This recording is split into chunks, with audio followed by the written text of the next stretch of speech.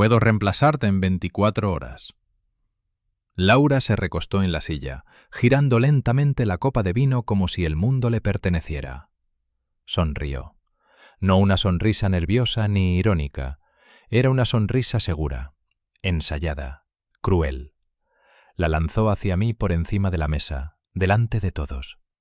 El comedor quedó en silencio. Los tenedores se detuvieron a medio camino. Alguien rió incómodo. Otro fingió beber. Yo no me moví. Había vivido con esa sonrisa demasiados años como para confundirla con una broma. Aquello no era humor, era una declaración. Sentí el calor subir por el pecho, pero mi mano no tembló. Levanté el vaso con calma y di un sorbo lento al whisky. El ardor bajó por la garganta y me ancló al presente. En ese instante escuché la voz de mi padre, grabada en mí desde niño. No pelees con rabia, la rabia te vuelve torpe. Observa, espera, golpea cuando el terreno sea tuyo. Así que no golpeé la mesa, no discutí, ni siquiera parpadeé, solo sonreí. Una sonrisa pequeña, medida.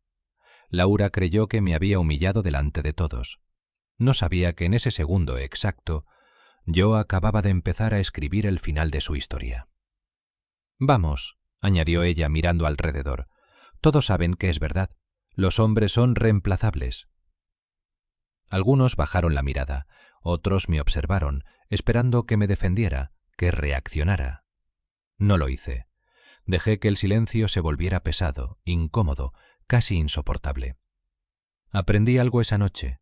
El silencio desarma más que los gritos. Cuando llegó el postre, Laura se inclinó hacia mí y susurró cerca de mi oído. Su aliento olía a vino caro. No te pongas así, era solo broma. Pero vi el brillo en sus ojos, el mismo brillo que había visto años atrás en una gala empresarial, cuando se inclinó demasiado cerca de su jefe, riendo como si yo no estuviera allí. Ese recuerdo volvió nítido, el vestido negro que le ceñía el cuerpo, las luces blancas del salón, la copa accidentalmente caída cerca de él. La mano de él sosteniéndola un segundo de más. El rubor en sus mejillas cuando él le susurró algo al oído. Yo estaba a pocos pasos, sonriendo educadamente a otros invitados, diciéndome que exageraba. Es networking, pensé entonces. Ella me ama. Aquella noche fue la semilla, y ahora, en esa mesa, había florecido. De camino a casa, Laura tarareaba mientras deslizaba el dedo por su teléfono. Yo miraba la carretera. Cuando una notificación iluminó su pantalla y ella la ocultó demasiado rápido, apreté el volante. No dije nada. Aún no. Esa noche, acostado a su lado, con su teléfono vibrando suavemente en la mesilla, hice una promesa silenciosa. Ella dijo que podía reemplazarme en 24 horas. Yo le daría la oportunidad, y después le enseñaría lo que se siente ser reemplazada para siempre. Dormí poco. Sus palabras golpeaban mi cabeza como un tambor. 24 horas. No era solo arrogancia, era seguridad. La clase de seguridad que solo tiene alguien que ya está jugando otra partida. A la mañana siguiente, la luz entró por las persianas. Laura despertó, tomó el teléfono antes de decir buenos días y sonrió a la pantalla. Yo me giré, fingiendo seguir dormido, pero estaba completamente alerta. Mientras se duchaba, su teléfono vibró otra vez. No lo tomé, no lo busqué. El mensaje apareció en la pantalla bloqueada.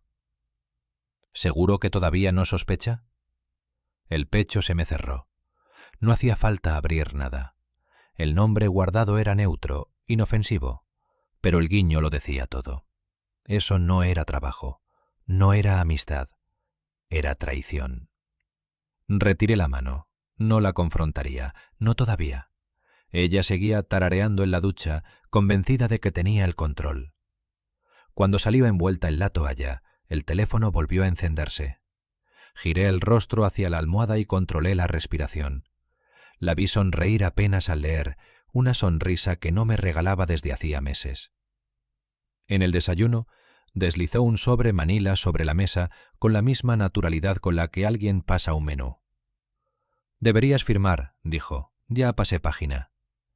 Levanté la mirada lentamente. ¿De verdad crees que puedes reemplazarme en 24 horas? Su sonrisa volvió, la misma. Ya lo hice. Las palabras no me rompieron, me aclararon. Bebí un sorbo de café. Dejé que el silencio se estirara. Bien, respondí. Entonces no te detendré. Por una fracción de segundo, su sonrisa se resquebrajó. Apenas un parpadeo, pero fue suficiente. Supe que no estaba preparada para lo que venía. No iba a pelear por ella, iba a desmontar pieza por pieza la imagen que había construido. Dejé el sobre intacto sobre la mesa cuando me levanté.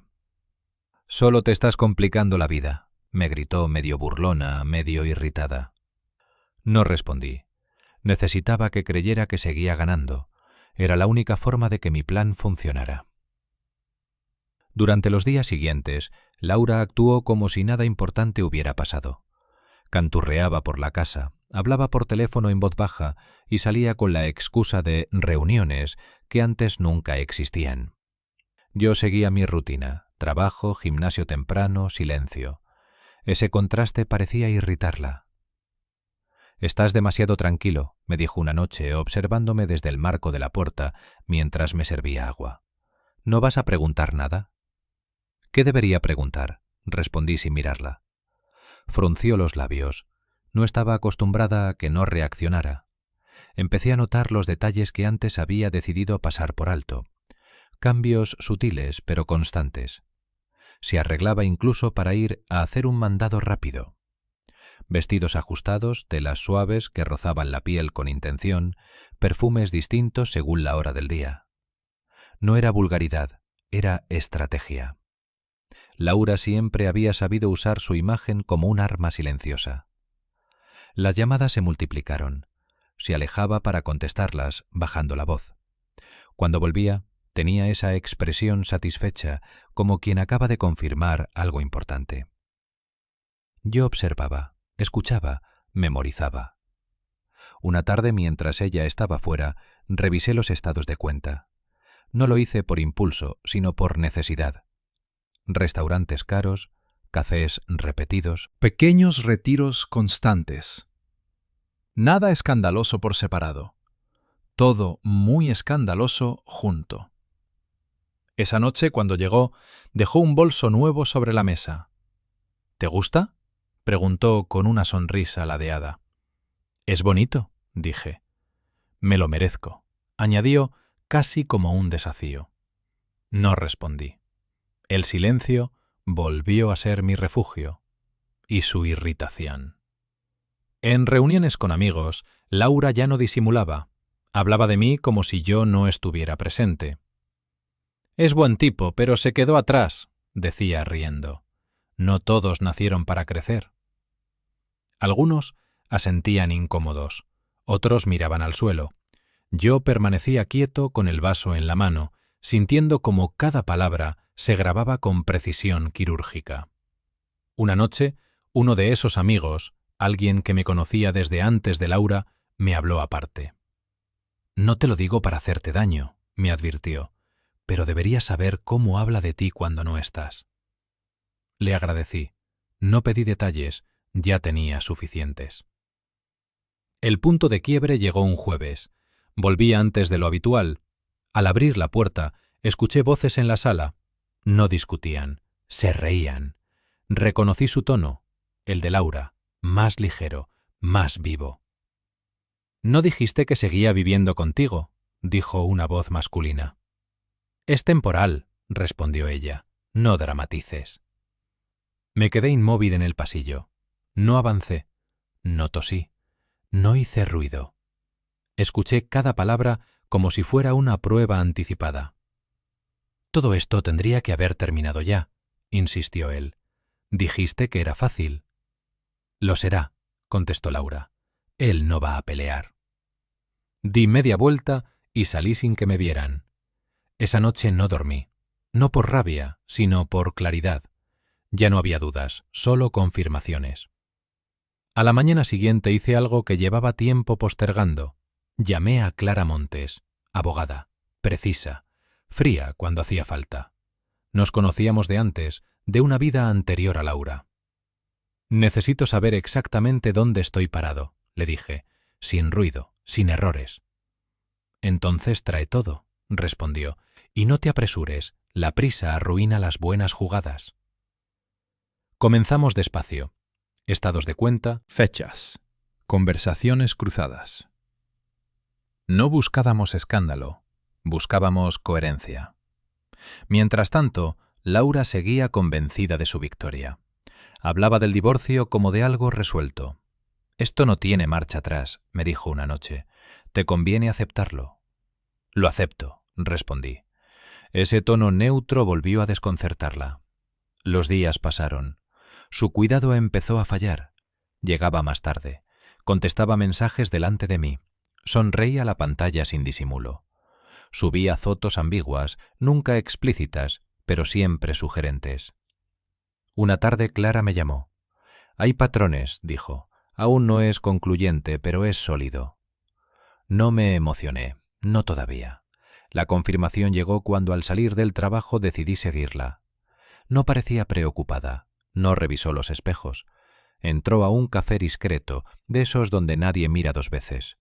Me quedé en el coche observando. Él llegó unos minutos después. Más grande que ella, seguro, vestido con elegancia sin esfuerzo. Laura se iluminó al verlo. Reía, tocaba su brazo con naturalidad. En un gesto que ya no dejaba lugar a interpretaciones, apoyó la mano en su rodilla. Tomé una foto, luego otra. No sentí alivio, tampoco sorpresa. Sentí algo distinto, determinación. Ya no estaba reuniendo sospechas, estaba reuniendo hechos. Mientras ella se inclinaba para besarle la mejilla, pensé la frase que había repetido con tanto orgullo. «Puedo reemplazarte en 24 horas».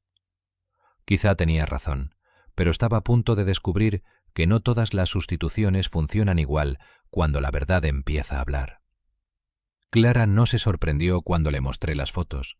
Las observó con atención profesional, sin levantar las cejas, sin emitir juicio inmediato.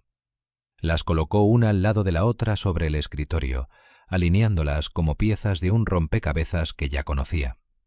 «Esto confirma lo que sospechábamos», dijo al fin, «pero no es suficiente, aún». «¿Qué falta?», pregunté. «Contexto, continuidad y algo más importante, intención». Me explicó con paciencia. No bastaba demostrar que Laura me había sido infiel. Eso hería, sí, pero no siempre tenía peso legal. Lo que necesitábamos era mostrar un patrón. Mentiras, uso indebido de recursos compartidos, planificación. «Las personas arrogantes cometen el mismo error», añadió. «Se confían, y cuando se confían, dejan rastro». Salí de su oficina con una claridad fría. Ya no era una reacción emocional, era un proceso. En casa Laura se movía como si ya no tuviera que fingir. Hablaba por teléfono en el balcón sin bajar la voz. Llegaba con excusas mal armadas. A veces no llegaba. Yo no preguntaba. Cada silencio mío era un paso más hacia su error final. Una noche, mientras cenábamos frente al televisor sin mirarnos, dejó el teléfono boca arriba sobre la mesa. Vibró, lo miró, sonrió. No lo ocultó. «¿No vas a decir nada?», preguntó provocadora. «¿Sobre qué?», respondí. «¿Sobre mí?», dijo. «¿Sobre lo que hago?». Apagué el televisor y la miré con calma. No necesito saberlo todo para entenderlo. Por primera vez bajó la mirada. Los movimientos financieros se volvieron más claros. Transferencias pequeñas pero constantes, pagos de servicios que yo no reconocía. Clara me ayudó a trazar una línea invisible entre fechas, lugares y gastos. «¿Ves esto?», me señaló un día. «No es descuido, es logística». Entonces ocurrió algo que Laura no había previsto. Una tarde me llamó irritada. «El casero del departamento dice que hubo un problema con el contrato. ¿Sabes algo?». El departamento. Ese lugar cerca del trabajo que había alquilado para no volver tarde. Yo recordaba haber firmado algunos papeles meses atrás, casi sin pensarlo, cuando ella me pidió ayuda porque estaba apurada. Esa noche fui solo. Entré con mi llave. El silencio del lugar era distinto. No era una segunda casa, era un escondite. 2 copas de vino, un cepillo que no era mío, camisas colgadas que yo no había comprado. Tomé fotos, de todo. No sentí rabia, sentí una calma extraña, como si cada objeto confirmara que había hecho bien en esperar. Cuando Laura volvió, no dije nada. La dejé creer que seguía siendo su refugio secreto. Mientras tanto, Clara armaba el expediente. No hablábamos de venganza, hablábamos de precisión. El día que decidas avanzar, me dijo, no habrá marcha atrás. No todavía, respondí. Quiero que se sienta segura. Esa seguridad la volvió descuidada. Empezó a hablar de después del divorcio con demasiada facilidad, de viajes, de cambios, de una vida en la que yo ya no existía. No todos pueden empezar de nuevo, me dijo una noche. Algunos solo sirven para quedarse atrás. No respondí. Esa misma noche revisé una cuenta que ella nunca había preguntado. Años de trabajo extra, ahorros discretos, nada ostentoso, nada visible. Mi plan, no el suyo. Entendí algo entonces. Ella creía que me estaba dejando sin nada. No sabía que yo había estado construyendo en silencio, y mientras ella pensaba que yo era reemplazable, estaba a punto de descubrir que el silencio no es vacío. Es preparación. El despacho del abogado olía a papel nuevo y café fuerte. Laura entró como si aquel lugar fuera una extensión natural de su victoria. Tacones firmes, espalda recta, la barbilla ligeramente levantada.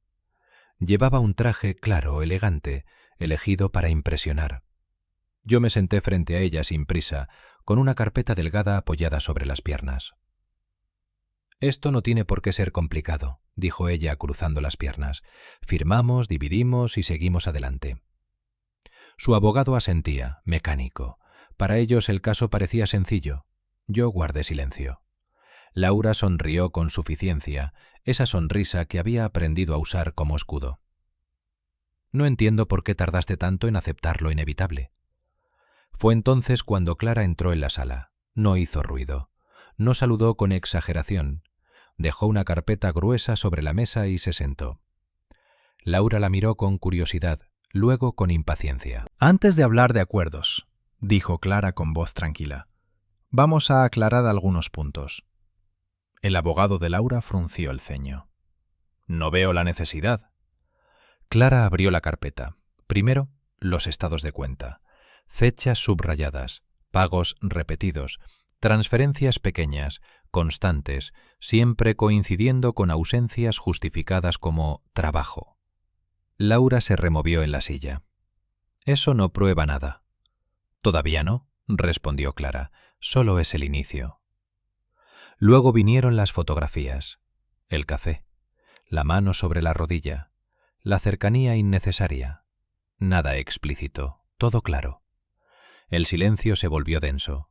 Laura giró la cabeza hacia mí, buscando una reacción. No la tuvo. «¿Te seguiste atreviendo a espiarme?», me acusó. «No», dije. «Solo miré cuando dejaste de ocultarlo». Clara continuó. «Ahora el departamento». Laura se quedó inmóvil. «¿Qué departamento?», preguntó su abogado. Clara deslizó el contrato sobre la mesa. «El que figura a nombre de mi cliente, servicios incluidos, pagos completos, uso habitual por parte de la señora». La seguridad de Laura se resquebrajó. Eso era temporal». «También lo es esta reunión», respondió Clara, «pero los documentos no». El abogado de Laura hojeó los papeles con rapidez, cada vez más rígido. «No nos informaron de esto». «Porque no preguntaron», dijo Clara. «Creyeron que todo estaba decidido». Laura intentó recomponerse. «Esto no cambia nada. La infidelidad no es el tema aquí». Clara cerró la carpeta con suavidad. «La infidelidad no, la planificación sí». Por primera vez, Laura perdió el control. «Esto es absurdo», exclamó. «Él siempre fue débil, siempre cedió».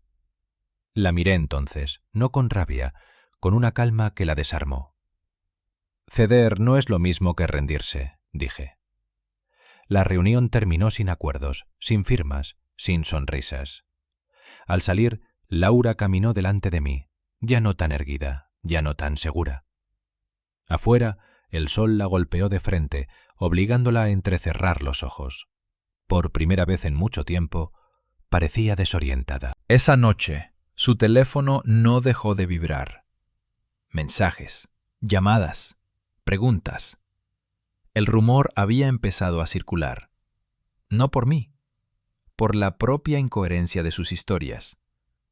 «¿Qué hiciste?», me preguntó, con la voz más baja. «Nada», respondí. «Solo dejé de protegerte». No durmió. Yo sí. Sabía que lo más difícil aún no había llegado.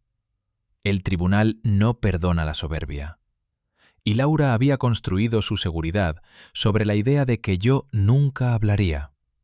Se equivocó. El día de la audiencia amaneció gris, pesado, como si la ciudad misma presintiera que algo iba a romperse. El edificio del juzgado se alzaba frío, impersonal. Laura llegó temprano. Ya no vestía para impresionar, sino para defenderse. Aún así, mantenía el mentón alto, aferrándose a la última versión de sí misma que aún reconocía. Yo llegué después, con Clara a mi lado. No intercambiamos palabras. Dentro de la sala, el aire estaba cargado de murmullos, personas esperando su turno, historias ajenas a punto de desmoronarse. Para Laura, este era el escenario donde pensaba cerrar el capítulo, llevándose algo más que dignidad. Para mí, era el lugar donde el silencio iba a hablar por fin. El juez entró. Todo se detuvo. El abogado de Laura comenzó seguro, describiéndola como una mujer independiente, víctima de un matrimonio frío, alguien que solo buscaba pasar página. Pintó mi silencio como indiferencia, mi paciencia como debilidad. Yo no reaccioné. Cuando llegó el turno de Clara, la sala cambió. No elevó la voz, no dramatizó, simplemente presentó los hechos. Documentos, fechas, contradicciones, el contrato del departamento, los pagos, las transferencias, las fotografías. Cada pieza caía con precisión quirúrgica. Laura empezó a moverse inquieta. Sus manos ya no estaban quietas. Buscaba a su abogado, pero él hojeaba los papeles con el ceño fruncido, cada vez más rígido. «Señoría», dijo Clara, «no estamos ante un simple divorcio, sino ante una estrategia sostenida basada en engaño y ocultamiento de información relevante». El juez escuchaba en silencio. Cuando le mostró el contrato del departamento, Laura se levantó de golpe. «Eso no es lo que parece». «Entonces, explíquelo», respondió el juez seco. Laura abrió la boca, la cerró, miró a su abogado. Nada. El silencio se volvió insoportable. El juez continuó con voz firme. «La demandante ha incurrido en omisiones graves y declaraciones contradictorias. Este tribunal no puede ignorar la evidencia presentada». Laura palideció. La resolución fue clara, no favorable, no negociable. El intento de ventaja económica quedaba anulado. Las pretensiones desestimadas. Las consecuencias establecidas. Laura se dejó caer en la silla. No lloró, no gritó, no pudo. La imagen que había construido durante años se había derrumbado en menos de una hora. Yo seguía sentado, quieto. Cuando todo terminó, me levanté despacio. Por primera vez desde que empezó todo, la miré directamente. Sus ojos ya no tenían arrogancia, solo incredulidad. «Dijiste que podías reemplazarme en 24 horas», le dije en voz baja. Yo tardé más, porque preferí hacerlo bien. No respondió. Salí del juzgado sin prisa. El aire frío me golpeó el rostro y por primera vez en mucho tiempo respiré hondo sin sentir peso en el pecho. Semanas después volví al café donde la había visto con él por primera vez. Me senté junto a la ventana. El sol entraba tibio, la vida seguía. La vi pasar al otro lado del vidrio, más delgada, más apagada. Miró dentro un segundo. Me vio. Vio que yo estaba en paz. Apartó la mirada y siguió caminando. Levanté la taza y di un sorbo lento. Ella pensó que podía reemplazarme en un día. Nunca entendió que lo irreemplazable no es la persona que grita, sino la que sabe esperar.